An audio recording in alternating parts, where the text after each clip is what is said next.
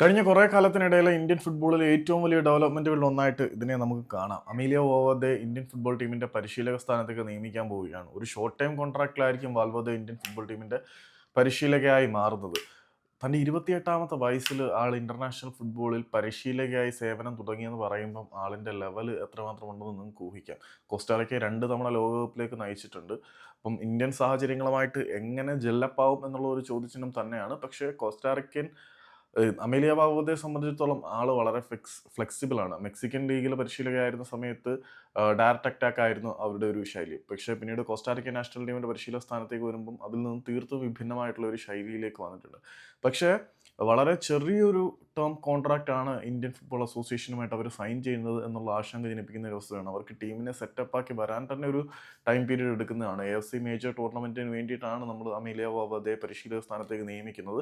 ഏതായാലും ഇന്ത്യൻ ഫുട്ബോളിന്റെ ഭരണസാരഥ്യം ഏറ്റെടുക്കുന്നവരിൽ അല്ലെങ്കിൽ മാനേജീരിയൽ പൊസിഷൻ ഏറ്റെടുക്കുന്നവരിൽ ഏറ്റവും വലിയ താരം ചരിത്രത്തിൽ തന്നെ അമേലിയ ബാവോദ തന്നെ ആയിരിക്കും. കാരണം അവർ 2 തവണ വേൾഡ് കപ്പിലേക്ക് നയിച്ചിട്ടുണ്ട്. അതുകൂടാതെ കോൺകാഫിൽ കോസ്റ്ററിക്കയും 4-ാം സ്ഥാനത്തേക്ക് വരുന്നതിന് അവർ സഹായിച്ചിട്ടുണ്ട്. അന്ന് ചാമ്പ്യന്മാർ USA, 2-ാം സ്ഥാനത്ത് കാനഡ, 3-ാം സ്ഥാനത്ത് ജമൈക്ക.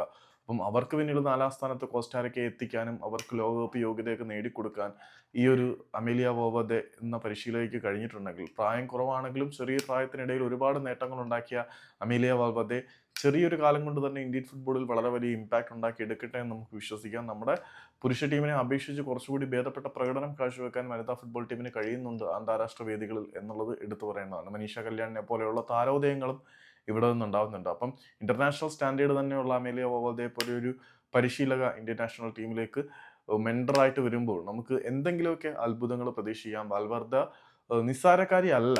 അവര് ഒരു വലിയ പ്രൊഫൈലിന് ഉടമയാണ്. 28-ാമത്തെ വയസ്സിൽ പരിശീലകയായി പണി തുടങ്ങിയെന്ന് പറയുമ്പോൾ നിങ്ങൾക്ക് ഊഹിക്കാം എത്രമാത്രം പ്രൊഫഷണലാണ്. പിന്നീട് മെക്സിക്കൻ ലീഗിലെയും കോസ്റ്റാറിക്കൻ നാഷണൽ ടീമിലെയും പരിശീലക വൈവിധ്യങ്ങൾ വെച്ച് നോക്കുമ്പം ഏത് സാഹചര്യങ്ങളിലും അഡാപ്റ്റ് ആവുന്ന ഒരുപാട് വെടിമരുന്നുകൾ കയ്യിലുള്ള പക്ക പ്രൊഫഷണൽ കോച്ചാണ് അമേലിയ ബാവോദ എന്ന് മനസ്സിലാക്കാം. അവർ ഇന്ത്യൻ ഫുട്ബോളിനെ പുതിയ ഉയരങ്ങളിലേക്ക് എത്തിക്കും എന്ന് നമുക്ക് പ്രതീക്ഷിക്കാം.